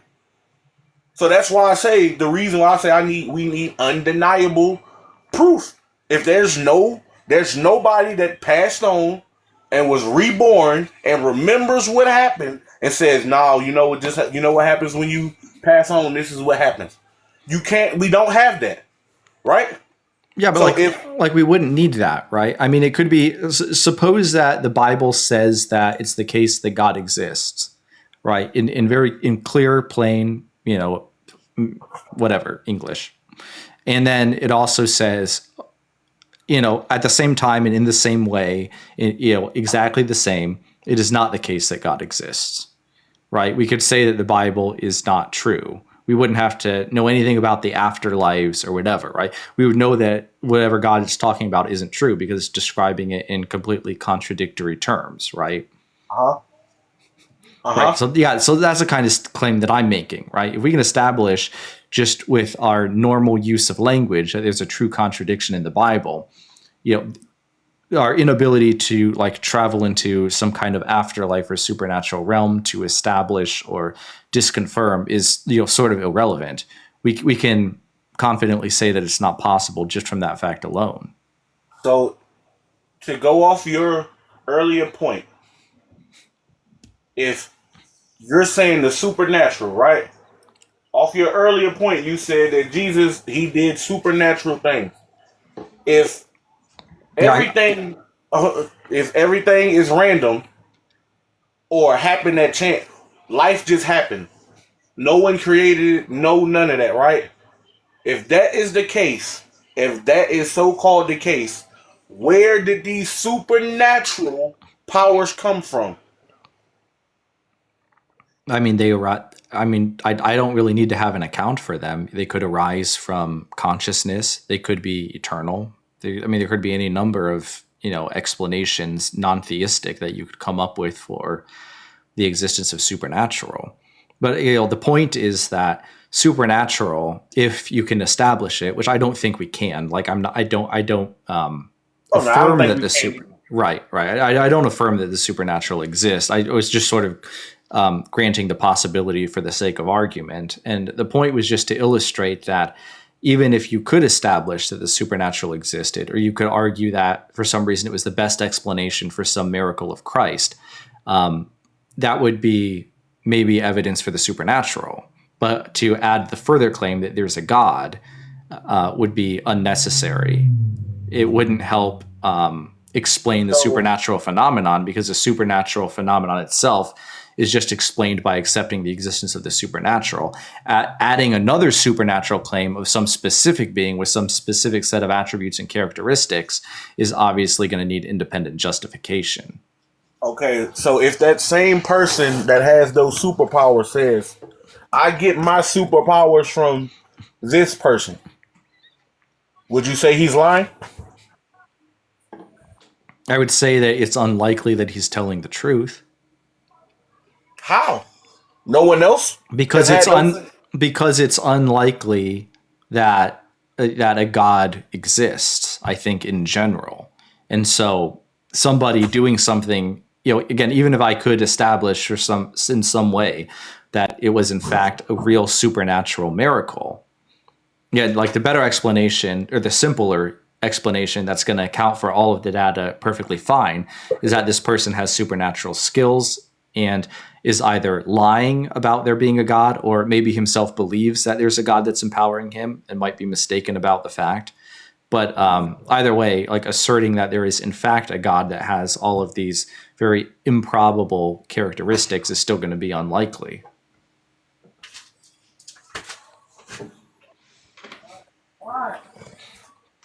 And again, the biblical God is just going to be impossible because of the contradictions that would be entailed with accepting it. Like what? What contradictions would be entailed by accepting it? Yeah, so you would have to be able to say that 7 is equal to not 7. The way you get that is when you look in the books of Samuel. We're told, we're told that Jesse has 8 sons. Okay, and this is if you want to look them up, 1 Samuel 16:10 through 13, as well as 1 Samuel 17:12 through 14. Right, we're told very specifically in these passages that Jesse's first son, his firstborn son, is Eliab, and his last son is David. Okay, now in the books of Samuel, David is his 8th born son. That is the order in which he's been born, right? However, when we look in the book of Chronicles, we're given an exact genealogy. This is in 1 Chronicles 2:13 through 15. In the chronology tells us, when he gets to Jesse, it tells us who all of Jesse's sons are. And the first, and it even numbers them, right? So we know that it's actually giving us, the very first to the very last. The first one is Eliab, which is fine. That conforms to what we have in the books of Samuel. However, the last born one is David, but he's listed as number 7. He should be number 8, right? So that somewhere between Eliab and David, we have a problem. So somebody's missing or somebody's been added. But either way, in order to accept both of these passages as being actually true, would entail the accepting the proposition that 7 is equal to 8. And we can trivially infer, obviously, that 8 is not equal to 7 just using the linguistic framework of mathematics the way that we do. And so we have 7 is equal to not 7, right? Or 7 and not 7. So that's a contradiction. So you're saying because there's a missing piece of evidence, either that confirms or denies, that means that the story is a contradiction because there's a part missing. Yeah, so see, here's the problem though. It's not that there's information missing. It's that there's no information that could be added to help out, right? Because the sons are numbered. 1, right? Eliab through David, right? In the order of their birth is 1 through 8 in the books of Samuel, and it's 1 to 7 in the book of Chronicles, right? So there can't be a missing detail that's going to help out. The contradiction is it's too on the nose. So did they take out books of the Bible? Are there canon and non-canon books in the Bible? Are you thinking like the Apocrypha would be non-canon? Yes. Yeah, there's non-canonical books. So if they took out, you don't think if they took out stories and whole books that you don't think they can take out a person? You don't think that they can change the story up a little bit just to get you to discredit it when they already revised the stories? Well, yeah, I mean, if they changed some detail to make the contradiction there, say maybe, some original writer of Chronicles had some other child in there and had actually listed David as number 8, right? And then somewhere along the line that was removed and they reorganized who was born after what, right? I mean, that's highly improbable, but we are talking about possibilities here. So I have to grant that that's a possibility. Why would that be improbable if they already took out books? If they already removed books already? Well, I mean, I guess to my mind, it's improbable because there's not any clear reason why they would do that. So then why would they take out the other books? If there's no other reason, if you can read it and say that there's no reason for it to be taken out, right? And these books were canon thousands of years before they became non-canon, right? If they were already I don't know. Canon, I mean, Yeah, so I mean, like the issue is you had like councils, right, that would actually go through a process to try to determine what should or shouldn't be canonized, right? And so, and yeah, I mean, it's not really clear that until after the time of Christ we had as something like the concept of canon that we even do now.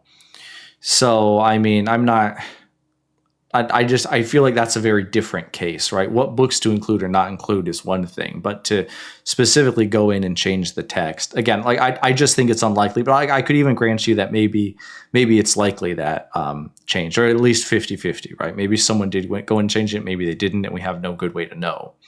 The issue is that the text as we have it, the contradiction is there, and we have no way to determine, which one would be correct, right? In fact, if you look in the academic literature, scholars, some of them are going to say that it was originally 7, it was changed to 8 in the books of Samuel for some kind of rhetorical reason. And likewise, some are going to say that originally the idea was that there was 8, and then Chronicles, for some reason, for some rhetorical purpose, wanted there to be 7, maybe because of the significance of the number or whatever. But the point is, of course, only one thing is the case historically, actually. But the point is, if we're going to talk about the God of the Bible, by definition, it's going to be what the Bible says as we have it, right? Because if the Bible could just, we can assert that it says anything because we don't have, say, the original autographs, then we can't say anything at all about the God of the Bible, right? My point is, if we can make statements about the God of the Bible based on what the text is we have, we know that whatever is true, whatever idea of God might be real or not real, that God, right, the God of the Bible as we have it, that's not possible because of things like this. Okay, so my question, have you read the other books? Which other books? The Apocryphas. Have you read the I've read. It's been a while, but I've read. Okay, the so Apocrypha, so do those books give you more detail on the Bible? Do they help break down some of the stories in the Bible and give more understanding to the Bible? They definitely they offer different perspectives on some of the same things. They also tell some history that is just not recorded in the Bible. Okay. Yeah. Okay, so when I say that, so why, again, if these books help break down other stories and help give clarity to other stories, my question would be, to this whole point that they probably changed it, why would they take out these books that give clarity and will help you understand fully the rest of the books, but they took them out? And then when you read these apocryphal books, they give more detail and insight on stories that they already said, right? So without these books, could you say that there's confusion? Because these books that are supposed to give the small, specific details that help give the story or push the story along, can you say that by them taking those books out, that they've now inserted confusion because now we don't have no context? Can we say if they did that for the books, you don't think they would do that for the people? Well, I mean, I guess the issue is like removing a book or adding a book. That's not the same as messing with the text itself, right? Like you're not changing it because, removing a kid in the case of the sons of Jesse, right? That wouldn't just require you not adding a name. That would actually require you completely rewriting the order in which they were born, because each one is actually listed, Eliab the firstborn, etc., all the way down to David the seventh born. So it would have to be very intentional. There also, I think, there might have been theological considerations, right? Because if you're a person who's in charge of establishing canon, your job is to look at the theology and say, hey, all of these books, maybe they have value, right? Which is why in some Bibles, I think that the Apocrypha was listed as it was included in the books. It was marked out as something separate because they didn't want to say it was canon because they were a little weary of some of the theological statements, right? But I just think that would be a totally different phenomenon from actually going in and changing the text to create a contradiction like the one we have between Samuel and Chronicles. I think that these were just different perspectives that are not compatible, and it gives us reason to be suspicious of any claim that the Bible makes until we have very good, verification of those claims. So, and for Islamic belief, even though I don't subscribe to that, do they not subscribe that Jesus was not nothing more than a prophet? Is that not the story being changed? Is that not a person and his details being changed to fit a narrative? Well, I mean, that's a different idea, but that's not going into the text itself and changing it, right? I mean, that's just them writing a book on their perception of who they think this Jesus guy was, which is different than what we find in the Hebrew Bible. And of course, we find differences even between the gospel writers and Paul, right? So people had different ideas about who Jesus was. Their idea was just that he was a prophet. So when they say that Ishmael was a part of the covenant also, is that not changing the story to fit a narrative? I mean, he's explicitly included in the covenant in the book of Genesis, so I wouldn't say that's changing it. He's not a part of the covenant. Ishmael was his son, and he was sent into the wilderness. The covenant was not with Ishmael. Well, the covenant with Abraham was to make his descendants great, yes, right? But no, yes. Yeah. But his covenant, the covenant was not with Ishmael. Well, yeah, it was with Abraham, but it was with Abraham and his other sons. No, Ishmael was included. No, Ishmael is included. Ishmael will be made a great nation. Mm-hmm. That's what it says. Ishmael will be made a great nation. But the covenant, the bloodline covenant, was with his other children. Well, I don't know. I mean, I don't know where that's ever stated. But yeah, I mean, yeah, I can grant you that Islam might have some different beliefs about. Is it again? Okay, so again, did they not change the story to fit a narrative? Sure. And again, I mean, like I said, I already granted you that it's possible that the text has been changed. The issue is the text as we have it. We have no direct evidence of what originally is going on. And the text that we do have contains an absolute contradiction. That being the case, we can say with confidence that the biblical God is not possible, right? Now, if you want to say some other idea of God based on some other hypothetically reconstructed text, that thing might be real. Like you're free to believe that, but like the issue is, why should I believe? Why should anyone looking at a text that's being intentionally altered in these ways? Why should we believe anything it says until we have independent verification of those things? Okay, so you're saying you believe because of this mishap that's in the Bible, this contradiction of, well, it says 8 sons, but now it's 7, and that's a contradiction. Okay, so me saying that the Most High came down and burned Mount Sinai, and you can see the evidence of Mount Sinai, that's not good enough? Me saying that the same stone that Moses struck, they found, and it has water erosion in the crevices of where the struck happens. Yeah, well, again, I mean, first of all, with those things, like you're going to have to send me your resources, and I'll have to verify that all of that is correct. I can say even just, a mountain that has evidence of burning on the top of it, things burn. That to me, asserting the existence of a God probably isn't going to be the best explanation for that. But I'm happy to read again whatever resources you have. I do worry that a lot of this kind of thing is going to be where in some particular feature that matches what we have in the biblical description is found in some particular location, and then it's just asserted that that's the location, and we don't really even have independent verification that it is in fact the Mount Horeb that was even being spoken of, right? And of course, you have plenty of, probably areas that would be possible to fit that location, that you're going to find some feature that is going to be, somewhat similar. So again, to me, the asserting the existence of a God isn't going to do it. And then again, but the issue is we have enough of these problems and contradictions that, again, even if you can establish one miracle, that's evidence of one miracle. That's in no way going to be motivation for me to suddenly believe that everything that the Bible says is true, even when I'm seeing clear contradictions, right? Or I'm okay, one miracle might have happened. That doesn't tell me that any God was involved with the miracle, let alone, the one that has all of these logical and contradictory problems.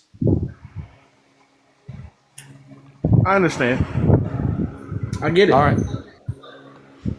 It was great talking to you, though.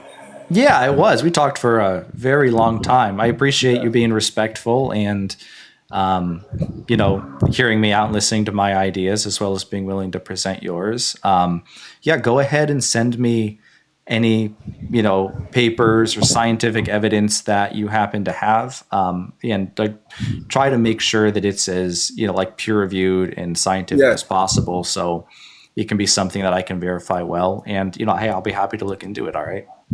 I got you. All right, bro. Enjoy the rest of your night. Yeah, you too. How do you say it? Yedidiah? Yedidiah. Awesome. Yeah, you have a good night too. Whew, that was a long one.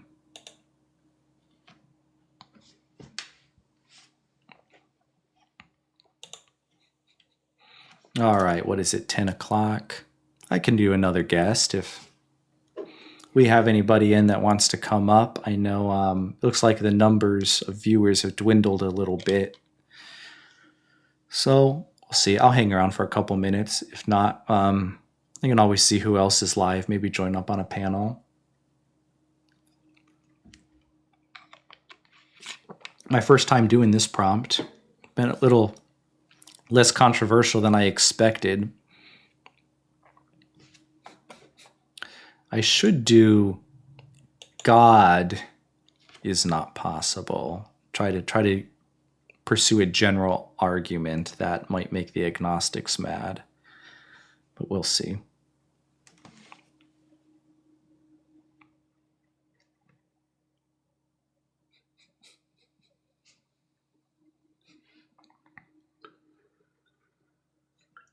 Well, my argument for the impossibility of God is not quite as strong yet as my argument for the impossibility of the biblical God, so I'll probably run this one for a little while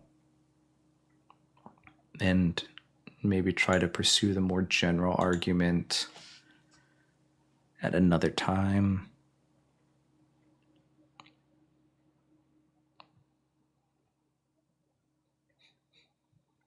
Go ahead and request up if you happen to be scrolling through and you want to talk about the prompt or anything related to it.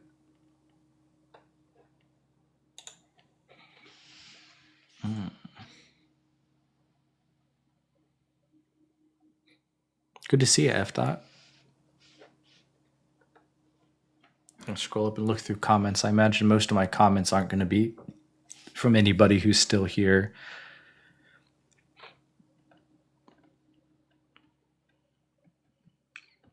Yeah, someone says Genesis 1, in the beginning, the universe expanded. Yeah, I for some reason missed that in Genesis 1.